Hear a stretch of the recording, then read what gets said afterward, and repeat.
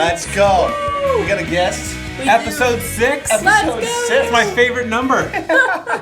We are with... First-time guest. We're with... Why don't you introduce yourself? Oh, yeah. Sure. My name is Ben Kerns, and I'm one of the pastors here at Marin Covenant Church. And I've been begging to be on the podcast since this was a thing. And here I get to be on it, and so I'm honored. Yay. Yeah. We're so That's excited. right. That's this right. is our first time having a guest on, so I feel like... Wow, first guest. First guest. It is So our first here we go. guest. It's been a little bit Pressure. too. We've had a little bit of a pause. It's been a busy month. Yeah. Lots has happened. things. That's for another time. Well, partially. Maybe we'll talk about something. Well, just Nicaragua. I mean, That they know. They've happened. already we've Yeah. debriefed since then, That's but lots true. of things happened. So. Yeah. To start off, though, since we have you, Yeah. Ben Kerns, give us 3 random facts that students need to know about you. Yes. 3 random facts. Okay. One is that I'm a poser. So, and that's good to know because basically I just want to fit in myself, I just want to read books and be by myself and be quiet. But as an attempt to be out in the world, I will try and do just about anything. So you can talk me into doing just about anything, and I always try to fit in with the latest fads, but I fail miserably. So that's one, that I am a poser. But the second thing that's important is that even though I'm a poser, I do genuinely like people and like students. And in fact, I like students the best of any group at our church. They're still my favorite.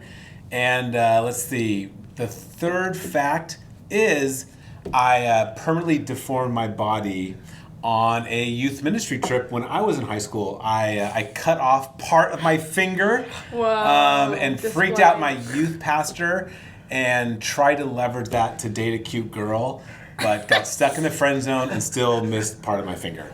So those are my 3 facts. I'm so thankful you brought the finger. I was really hoping that this question would prime that story, so that's excellent.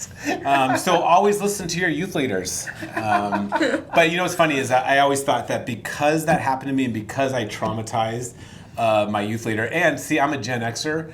I'm significantly older than you guys, and so when my youth pastor called my parents, you know, they weren't like your parents who were like, oh my goodness, I'm going to fly down. What do you need? And then I'm going to sue the church into oblivion. They're like, what are we going to do with him?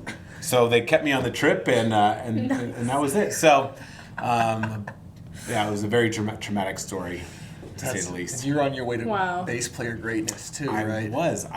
That's another, I guess, unknown fact. I was going to be a music major in college. I was in all sorts of bands in high school. I was actually a pretty legit bassist. I was in the Marin Youth Symphony. I was in the I got the John Philip Sousa Band Award winner, 1993. Yes. Voted most talented in my high school yearbook. But cutting off your finger, it's a pretty significant thing when you're playing bass. And so when I auditioned in college, it was like I just couldn't get there fast enough, and so Which would it be the thing? Okay, gotcha. Yep, and so The most important finger. Yeah. that's it. So I gave up on my music career, and now I just play Father Abraham for little kids. That's Crush what I it, did, dude. yeah. It's a very good. It's a So great good. Father Abraham. It's the Yeah. best one Highlight I've of heard. VBS. It's my highlight. I Oh, yeah. still force myself in, even though kids stare at me awkwardly. But I like it. I remember the first year we were here, and I was like watching this happen and seeing how, like pre-VBS. So for those, so our rhythm is VBS happens. Kids come in. Kerns brings out the guitar, brings some camp songs in. Kids start singing and dancing before VBS starts. Well, the truth is, it's a filler because there's important meetings. Teachers are getting the room situated. That's The right. students have a pre-meeting to figure it out, but there's always kids randomly wandering around the church. Right. So we gather, we do old school 1990s camp songs. What was so amazing, the thing that blew my mind was, like, adults are coming into the room. Like, they're not just dropping off their kids. They're like, I have to watch. No, it's I have to fascinating. watch this happen. And it's addicting, man. You really bring people in. It's very amazing. They're watching it like you're watching a train wreck or like an Instagram reel or something. Or like, what am I actually watching? But An Instagram we reel. love it. You So the can't kids do watch all those this, TikToks or, I don't know. all the things. whatever Listen, things. I don't know anymore. Yeah. Quadrule, is that a thing? Oh yeah, that's the new platform, right? Is that an app? I don't even know. see? No, literally, I've been out of the loop for so long See, already. Katie, yeah, she's not I'm 20 now, Katie's so- not 20, and Yeah, she's you're officially too Guys, old. No, literally since I started here, literally like first week, the middle schoolers came up with like some dance move or some trend, and I was like, I don't know what that is anymore. I'm out of the loop. That's what you're not though. You're like, you make epic TikToks and you have an eye Epic. for the trends. All right, well I'll take it. I Except have for I some heard of the that the trends. coordination, so not so much in your directing. You know, Wow. wasn't that your feet that made one of your videos? when Oh you were yeah, filming? that was a good one. It's more. I would blame the group on that one. They're supposed to run. However, knowing that there's a camera following them, so it's kind of a you suss out the how fast you're supposed to run. They just kept They took going. off. They did take off, but I And just I thought could not keep up. I just thought, man, this is mesmerizing. It's done so well. And then I'm like, whoa, the roof and your feet, like that was like incredible shot. It was like the reverse full scorpion. Exactly. That's what it was. That was- it was a highlight. Kicked out. That's pretty good. That's I did it on true, yeah. purpose. Don't worry about it. Perfect. That was a trend, by the way. That was the one where like they do like the sped up Ceilings, chipmunk voice Okay. and you sing about how it's like being in a movie and then everyone just runs. That's what we tried to do, and Katie was filming, and up The she went. ceilings. Incredible. It's pretty Anyways, awesome. but So, yeah. okay, cool. Well, we have a few questions. Okay. Kerns, Yeah. for Let's you. do it. Let's talk about all the things. Let's get fired. Yeah, here we go. Okay, we're gonna go chronological. How did you start in youth ministry? Like, where was the seed planted, and then how did you get to Work Hammer and Covenant? That's a great question. When I was in college, I worked at a summer camp. And actually, truthfully, I've always loved goofing off with kids. And so when I was in high school, I worked at a preschool and worked for Park and Rec and worked at summer camps and just did all that. I just always loved goofing off with kids. So that's just in my DNA. And when I was in college, I worked at a summer camp. And then to really, it's not only just goofing off with kids, but actually helping kids encounter God and grow in their faith. And I just think kids, teenagers, I think their spirituality, their development as people, I think is just the best season of all of life. And so I worked summer camp for 4 years and loved it and was super aggro. If you thought leading music for VBS was legit, you should have seen the 20-year-old version of me crushing it. And it was great. And again, I should have been fired a number of different times for the antics we pulled. Because we did like, I was in charge of, 40 middle school boys every week for, some different things. And our favorite tradition was at the end of the week, we would do a pray in our underwear, moment. That was back when that was cool, before social media. So I don't think you can do that kind of stuff anymore, but it was very intense. And we'd make these bonfires, and I almost burned the forest down a couple times, but kids loved it, and some of them even came to love God because of it, and so I consider that a success. So anyway, when I graduated from college, I wasn't sure what I was going to do with myself. And I didn't even know youth pastoring was a thing, because I didn't really grow up in the church, and so I didn't know this was a job and you could actually make a baby and have a baby and pay for all that. I had no idea. Oh yeah! Shout out Nicaragua people. And so at camp, someone's like, hey, there's this thing called being a youth pastor, and you basically do camp ministry but get paid. And I was like, that's legit.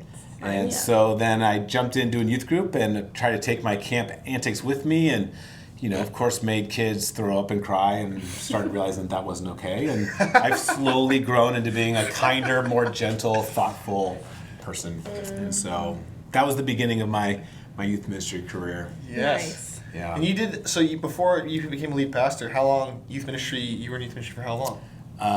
From officially as working at church, starting when I was 22 up until 42. You've been here, 6 years? Yeah, so up until 6 years ago. So 20 years. Just this church? I was in church in Napa for 8 or 9 years, 8 years, I guess, and a church in Washington for a little over a year and a half, and then I did youth ministry here for 15 years, 14 years, something like that, a long time. Man. So I know, and truthfully, I'd still do it, but Ben and Shelley do it way, way better, and so I just live vicariously through you guys. We'll take that shout out for sure. Yeah. Nice. That's awesome. Okay, second question. What do we have for you?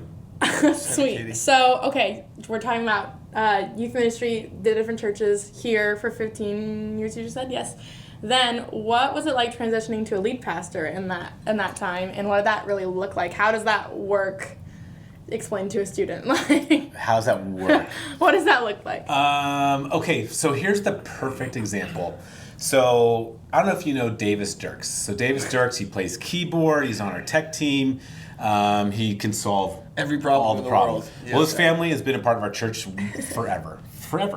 And so here's the perfect example. When I was a youth pastor, I would do whatever it took to connect with kids, to goof off with kids, to make our church a safe place, to give incredible experiences.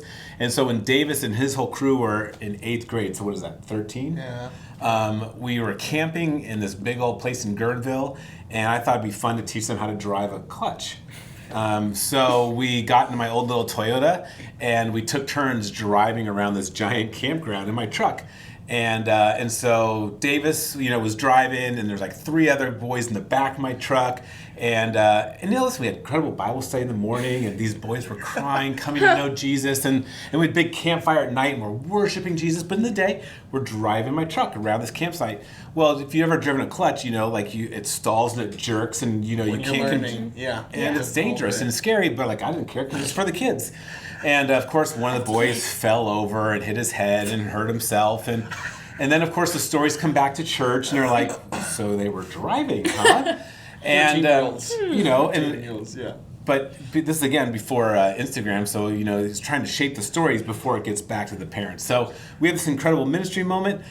We come back, and Davis's parents, call me up, and like, tell me about what happened. It was a little bit firmer than that, but that was basically what happened. And so I have, like, dozens and dozens and dozens of encounters like that where I would do whatever it took to connect and goof off with kids, to the point of saying, screw you, parents. You need to back off because kids need space to grow and develop.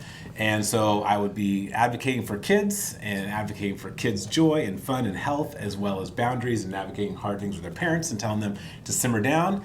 And then all of a sudden now I'm the lead pastor, and now I'm in the room with all the parents. And so I don't get the kids anymore and goof off with them. And all the parents are like, you let my kid ghost ride? I don't understand why you would do that. And so having to re-win there's a demographic of our church who are still like, how are you in charge? And here's another perfect example. There's this old lady at our church, Lana Reed. She's like 1,000. And God bless her, she has dementia now. But she still comes to Bible study and does all things. And she actually knew me when I was in high school. And when you have dementia, your world gets smaller, what you say gets smaller and smaller. And so whenever she sees me, she's always like, I can't believe you're my pastor. And that's all she says to me now. So that's like her true thought. So that's like the challenging side of staying in one place, being the youth pastor. Because if I just showed up somewhere as a 50-year-old pastor, I'd be Pastor Ben, and it'd be like, here's all the great things. But being here, this church has known me all the way through. So that's a unique challenge.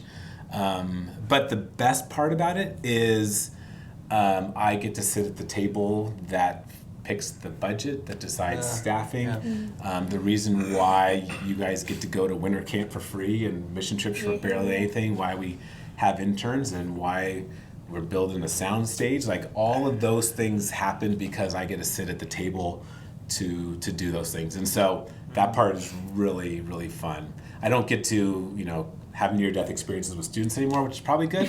And sitting in those meetings to make that stuff isn't as fun, but I find a ton of joy in advocating for students in our student ministry and to make all that stuff happen. Yeah. So Because a lot of churches don't have that. that's They what don't I'm have someone saying. fighting for them. So woo. Yes. Yeah. That's right. Can you talk a little about in part of your leadership DNA is this deep love for the church, and that kids would know, maybe even before God, like they before they have and of course the goal is like we want kids to have to know Jesus, to walk with the Lord, to follow God, and to have that a part of their heart and their life, and to be the guiding factor. But there's also a part of the church involved in that, and I've heard you talk about, like, as we can get kids just a little bit warm-hearted towards the church at large, that sets them up for the long haul. Will you talk about your kind of vision for even like students' development, what they hope they look at the church as, the whole point of why we do youth group, the way we've shaped it out, and that sort of thing. Gosh, does that make sense? Yeah, that's a big question. So when I was doing youth ministry and I was trying to be like a big time youth ministry speaker and writer, I had this great pitch that I thought would change the world, which was true, which was our mission statement. The bummer is you can't say the real mission statement out loud, which I found out. But the way I framed it was this: that I want Christianity, and I really want Jesus to be a viable option for kids when they're adults. And because for all the great things that happen in a kid's life, for all the ways that kids encounter God or love God or figure that stuff out, it's still the beginning. It's still in the childhood part of their book. And there's a whole bunch of life that happens and challenges that happen and chaos that happens. And even for the kid who just loves God at 15, guys, there's a lot of life in the next 10 years that happen. And so if our only encounter with God is our personal love, affection, experience that we have, which we all need to have, we have to encounter God. And I think you guys, do that in spades. You make space for kids to encounter the Holy Spirit. You have to encounter God. That is totally true. But if you only do that in yourself, once you leave youth ministry, once you walk out of this community, the big bad world is super gnarly and scary and hard, and life is hard. And so what my conviction is that we just need community. We need things bigger than ourselves that outlive our own emotional ups and downs. And the church is, the church is taking a beating right now in culture for some right and wrong things. But at the end of the day, the church is going to outlive all of us. And so the church gets to be the stable entity that as we ping pong all over all the places, it ends up being a ideally safe landing spot.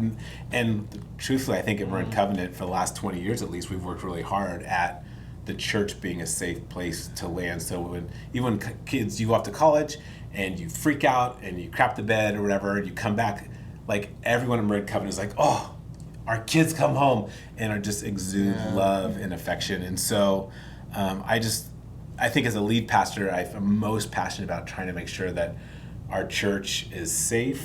We're not going to go be on the news because we've inappropriately done stuff or embezzled things or abused people. That we will do all the hard work to make sure that people are cared for and hard things are done well, so that kids can encounter God, because the church really is the mechanism for people to encounter God for their whole life. You can encounter God moments and seasons of your life by yourself doing whatever you want, but if you want to have a lifelong connection to Christ, if you want to pass on that faith to the next generation, if you want to leverage your small piece to do other things, you need the church. Like what you guys did in Nicaragua, individual 15-year-old can never do that. Being connected to someone like Anna, whoa, like that's incredible. Yeah. Being connected to the foster care system, whoa, that's incredible. Like the church coming together gets to do that. And so that's why I'm super passionate about the institution of the church. And even though, like I said, it's gotten a bad rap, man, I'm going to do whatever it takes, at least for Marin Covenant World, to be a safe and healthy place, a place that you guys can be proud of. Katie, being a part of, you also growing up here and coming of age and all that, like, how do you feel like you can reflect on that yourself, like now? Does that make sense? Like, how have you, what is your heart for the church? How do you experience that?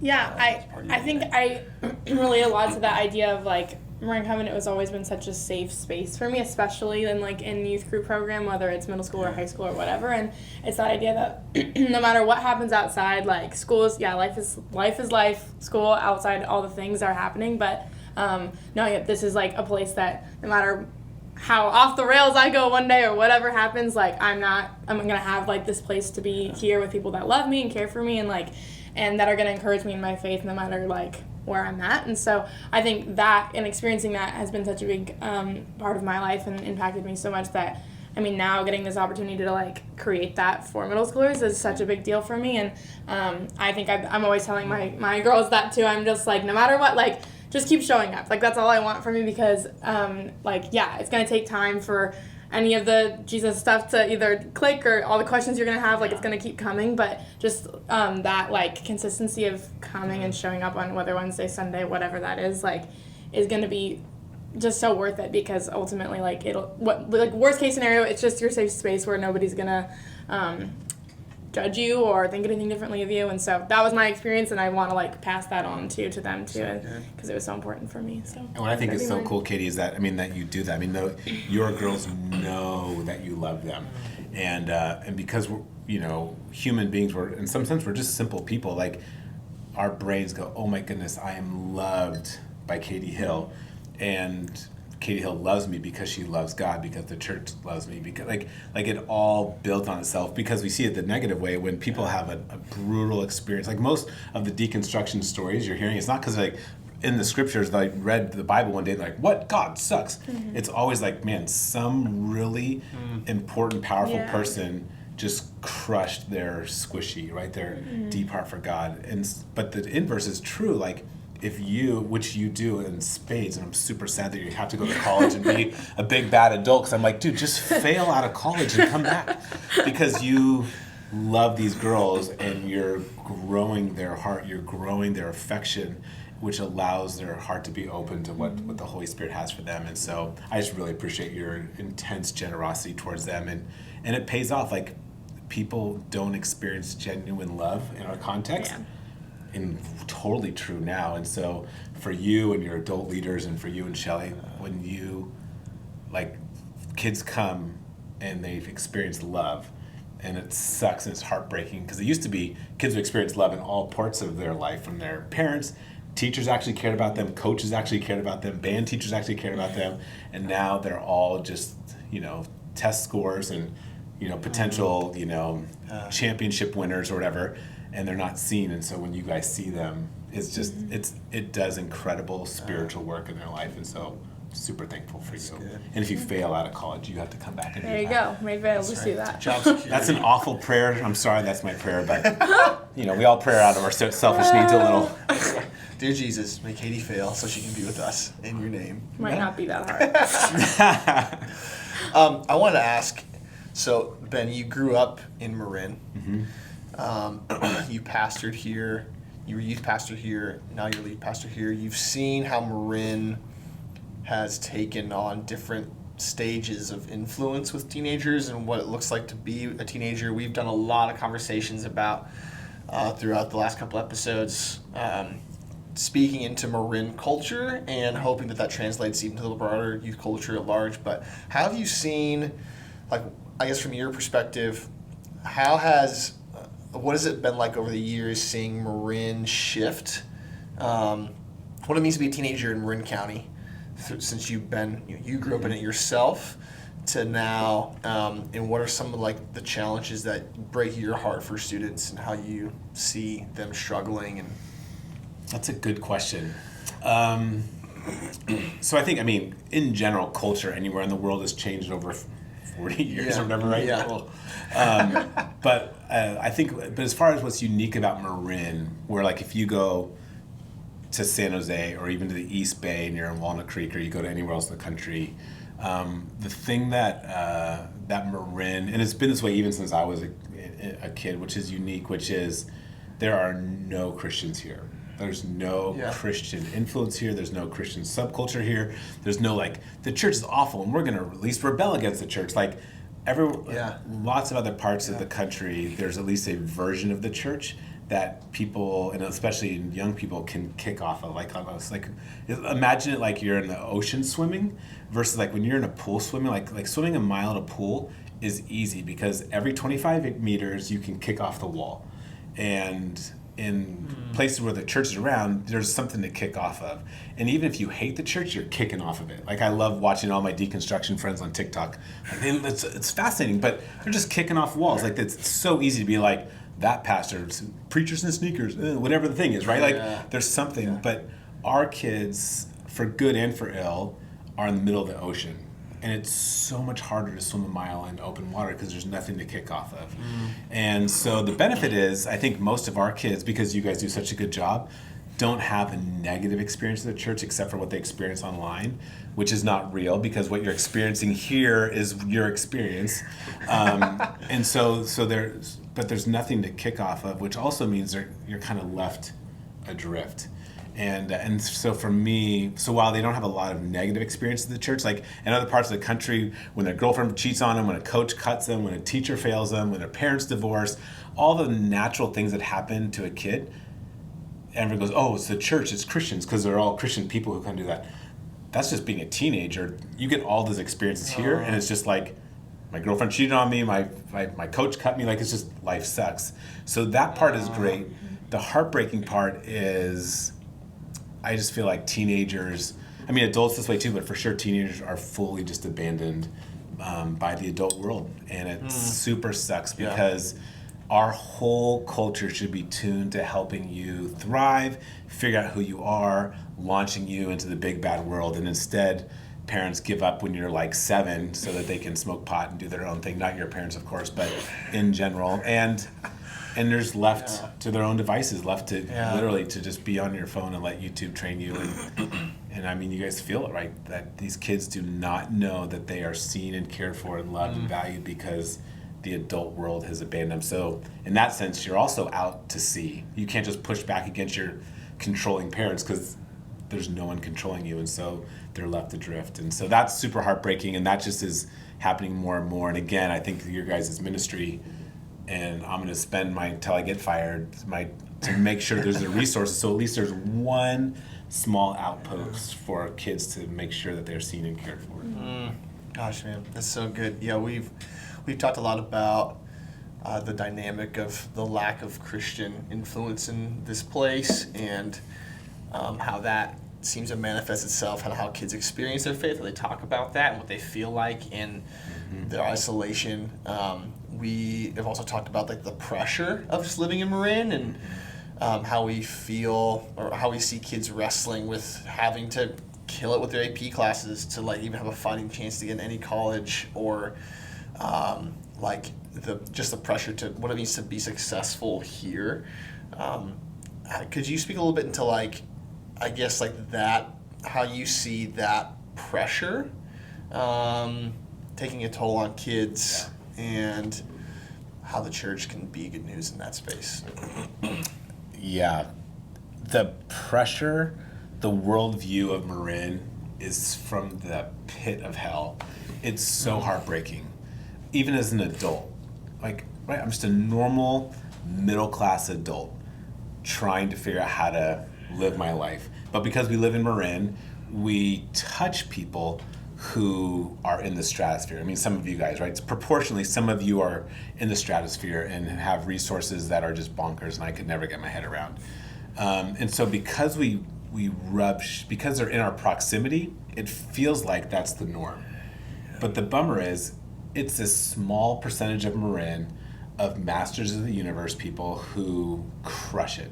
And listen, and praise God for them. Like, our church is happening, we have jobs, right, because some of those people love God and are so over the top generous. So I'm not saying F them. I'm just saying, but they are a very small percentage. Yeah. And then there's that whole keeping up with the Joneses. But instead of keeping up with the Joneses means maybe I need a $300 pair of jeans, it's, oh, I need a $2.4 million house, like, or whatever, right? It's like, it's bonkers. So in the adult, so that trickles down, and the bummer, and this is why it's from a pit, because there's this expectation that every single kid in Marin is going to go to Harvard, Yale, UCLA, and you have to get all your APs, and you have to get all your grades, and you have to get whatever, and you have to go to this great school so that you can be a master of the universe one day. And that's a pit. That's from the lie. Because the truth is, Marin has this lie that we all need to be exceptional. Now, you're exceptional because you're made in the image of God. You're uniquely crafted, right? 1 Corinthians talks about we're all part of the body of Christ. The eye doesn't get to say the foot. I don't need you, you know.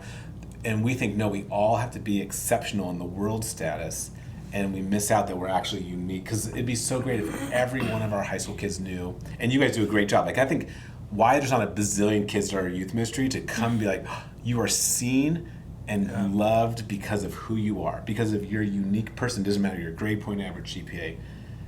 That is the truth. And if kids could just realize that in 5 years, no one cares what college you went to.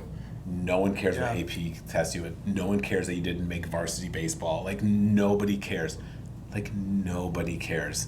And the fact that kids care so much and are crushed by it, is devastating. Is devastating and heartbreaking to watch, because what it does in your most formative years, you're framing your brain, that you are less than, that you suck, that you're never going to make it because you're trying to achieve something that you're never even created. It's like me, my dream being an NFL player. I'm a 5'10" fat Jewish kid, right? Like, I'm never going to be that. But if that's the bench, then I'm always going to be less than that, as opposed to, no, what has God uniquely made me? And not everybody needs 4.7, 1600 on the SAT, all the... Yeah. That's for special people, and God bless them. And if that's you, God bless you. And then praise God for us normies. Like, and so that's a long answer to say I hate that Marin doesn't make space for normies, because the church functions because of us normies, you know?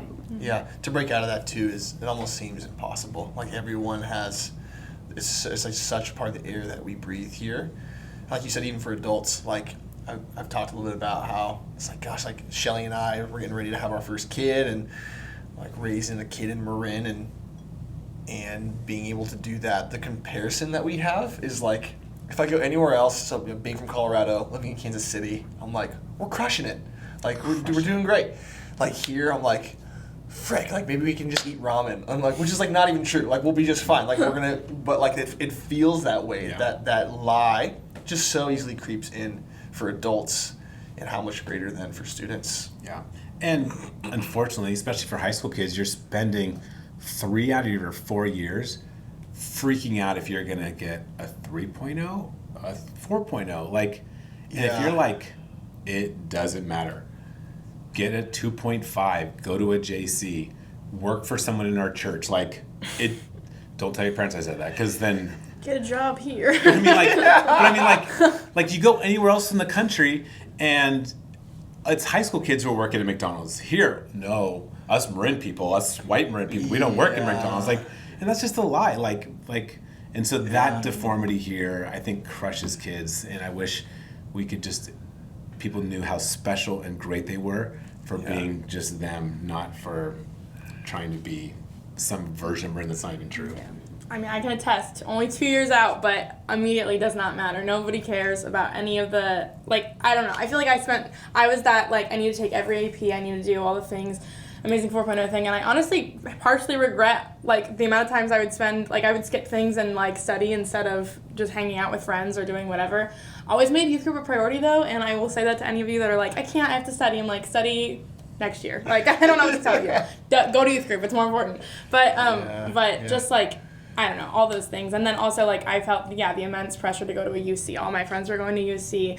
I was like, first of all, I'm a pastor's kid. I don't know how to afford that. So that plan was already, like, rough. And then second, I was like, I also just, like, you have that grind that you have to do grade-wise just to be able to get into a UC. And even if you have amazing grades, all the competition, it's like, it's that impossibility thing where you're just like, I can't manage to keep up. And so eventually, luckily, because of Ben and Shelly, they kind of talked me out of what I was doing, because I didn't realize I didn't even want to do it. I just felt like I was supposed to because of where I was living, and then ultimately found something that made me a lot happier. And now I'm going to a school I never would have considered, and I'm just stoked. But that's what happens when I don't know, I feel like I was able to pop the bubble of Marin a little bit, and luckily I was able to do that and make that decision. But oftentimes I feel like that's not the case, and I do have friends that went off to UCs and whatever, and maybe they're not the happiest. Well, I don't know, just saying. Well, and again, I mean, what's nice and challenging about Marin is there is the range. I mean, like, unlike other parts of the world, you are going to school with people who are going to be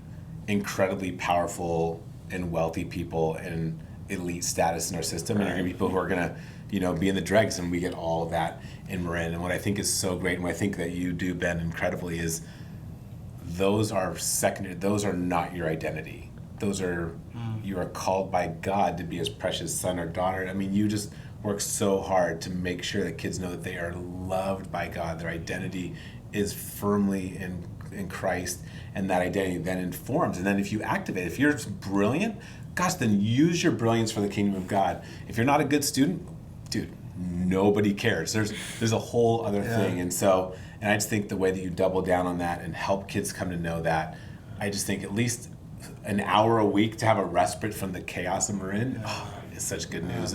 And why you're not bringing all your friends, because every one of your friends is being crushed by the system, to why not have a place to just encounter what you guys do is great. And I just love what you guys do. That's so good. Yeah, Kitty, I even love like in just that reflection of like you slowed down just enough to like you said popping the bubble, but even just like to lift your head out of like the rim of it maybe. Like just to like take a deep breath and like, that's what I feel like youth group is. Like is that like I feel like I was able to pop it because that's the decision I had to make. But just like even youth group is just like being able to like have that like you said, like 2-hour rest a week of just like I don't need to stress about this. I just have a place that's safe and I have to be with my friends. We can talk about Jesus and good things and like that space, which is why I feel like it's that's why we need to have that priority. I feel like because you've got all week to study about or to stress about everything and study and all those things, but and have those places. But I always tell students like the things that have to get done always will. Like, you're never not like gonna get things done, but if you make a choice to like put your faith as a priority just for the small few opportunities like that are provided for you that are easy on ramps for you just to walk into it, like it'll make a huge difference how you see it and feel yourself in that space. And you're more apt to get the stuff done that you need to in a better attitude, mindset, or just more efficiently if you're giving yourself that break and like time to like revive your soul and your spirit. One of our students, Hannah Chamberlain, who she went with us to Nicaragua and like she's just so awesome, but she's talked like she's like verbalized that. She's like she told me like she had this realization. We were at one of our another students' play and she was there, and she was talking how she's like, I only have like I'm about to be a senior, which means I'm like getting close to being done with youth group, and every week matters, and like if I don't make this a priority, like then it's gone. And she's like felt that, which is just so cool. So that's of course our hope for everybody, that it's like, gosh, this is like an added value because you actually carry the burdens of the world lighter when you're doing it with Jesus. And so good. For sure. Okay, Kerns, we have another question for you. This is at least our last scripted question. Yes. Okay.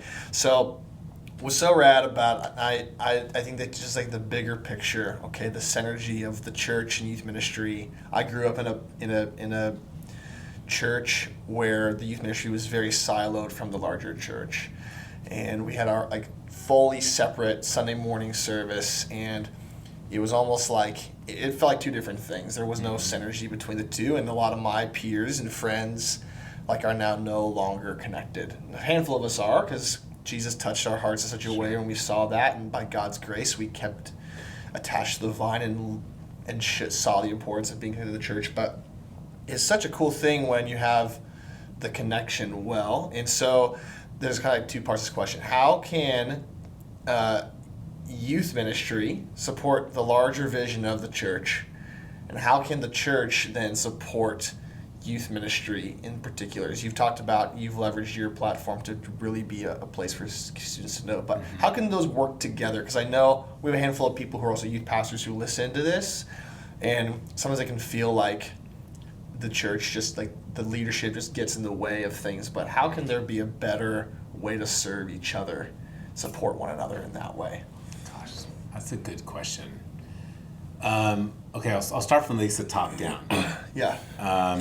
If I was ruler of the world, and thankfully I get to be semi-ruler of my covenant, but if I got a platform in all of Christendom, I think the church and the church leadership should tune a giant amount of its resources to make sure that there is a safe environment for teenagers to explore faith, to have experiences, to encounter God, to see the bigger world, and to interact with Christians who are from every walk of life different than them. And ideally, that's what the big church gets to offer, right? Because, a group of kids who all love God all by themselves don't get to go to Nicaragua, don't get to meet, these old people who have navigated all of life. Like they don't get a part of that. But so the church, to make space for that, I just think that is the most important thing.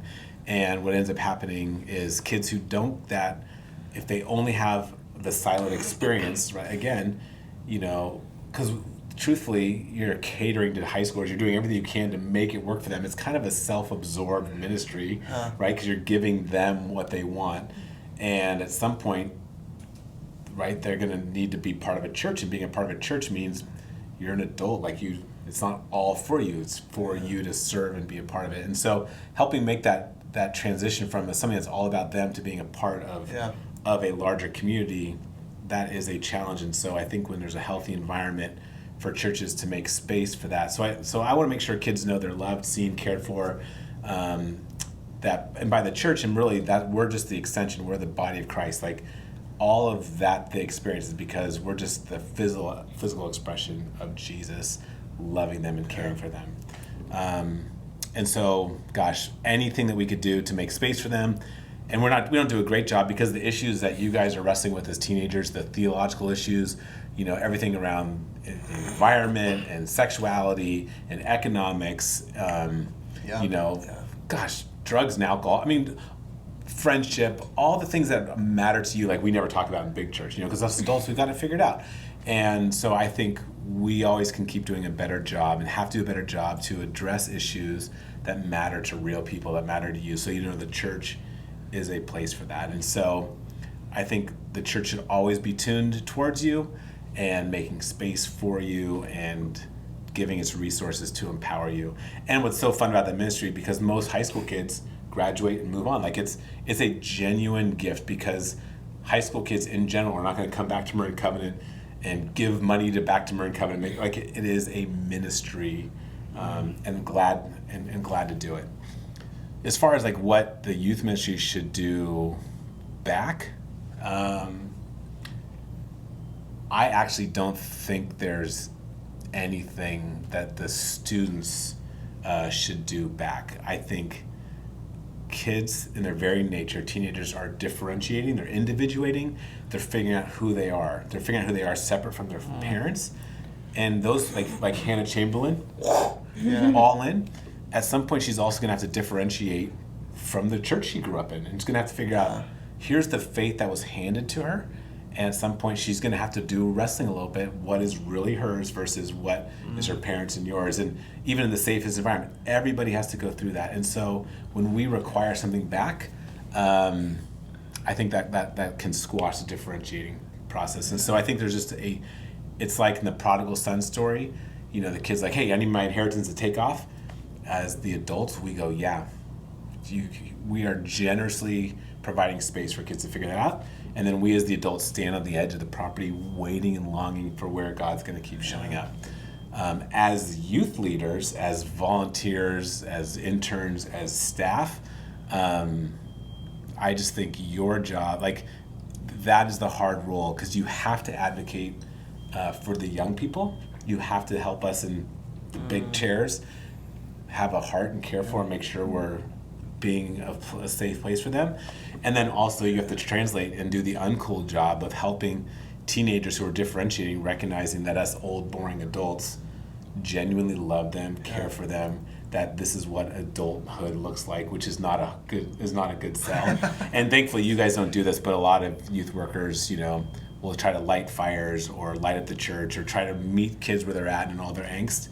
And especially Marin, that just doesn't work out because there's no other place. And so for you, that's the hard job. And I think when lead pastors and youth pastors are in good relationship and trust each other, I think ministry happens. But I don't think there's any expectation that that kids should be the ones doing the janitorial work or making children's ministry happen.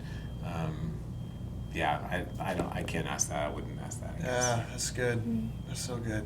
Gosh. Do you have anything else, Katie? Any I other don't questions? know. I feel like that was great. I think that we covered it all. That was awesome. That was super sweet. BK, thanks for being here and showing, giving that perspective, long term, like loving students for the long haul, and now utilizing your position as a lead pastor to continue to do that in greater ways is just super awesome. So thanks for at least setting us up to do like our job as best as we can and supporting our youth ministry and loving our kids. And man, thanks for I'm so glad you got to be here too, because I feel like it's so important for them to see that we have a leader that's advocating for us too. And so and hear your story and all of that too. Yes. Good. Can I say 2 quick things then? Yeah. Before we wrap up? Yeah. Okay. So one, for you students, you have to know that you guys are so blessed because Ben and Shelly and Kate, your intern, and the leaders that you have are the best in the biz. I've been around the church a long time, been around youth ministry a long time, and I don't know any other youth ministry system that does it as well as you guys did. I mean, it makes what I did look like a joke. And I'm sorry for all my old youth group kids because they had no idea. I mean, because I think you have found that balance of, you deeply love Jesus in of your own self. You're helping kids encounter Jesus, and you work really hard to have a safe environment that is fun and engaging and growing and full of life and connected to the life of the church. And I just think you guys are the best, and you have no idea how good you have it. And so I hope that you take advantage of the relationships you have with the adults, and especially with you guys. And I just think you're the best ever.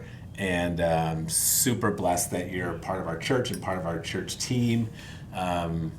It is my biggest joy as a lead pastor and as a Christian and as a dad.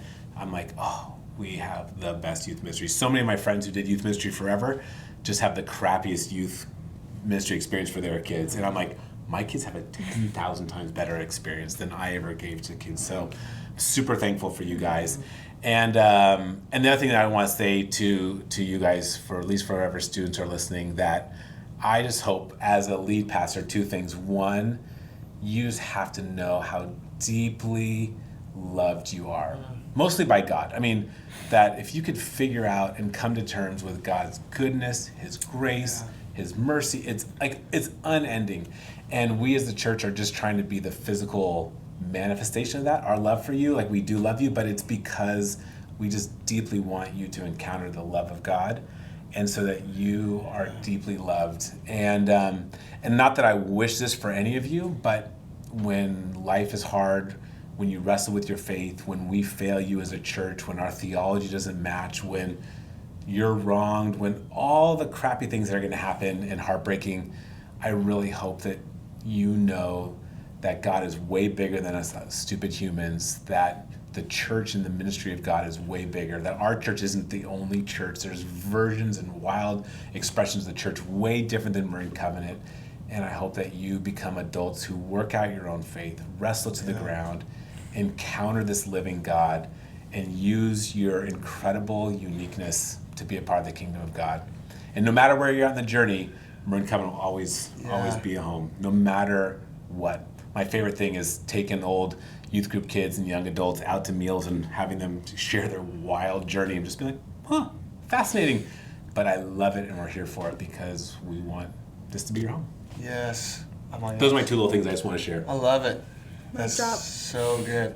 Yeah, I don't even know if we need to do anything else. That might be the way we wrap it up. Okay, sweet. Yeah, that's it. Sounds good. I love it. He's tied a little perfect bow. Yeah.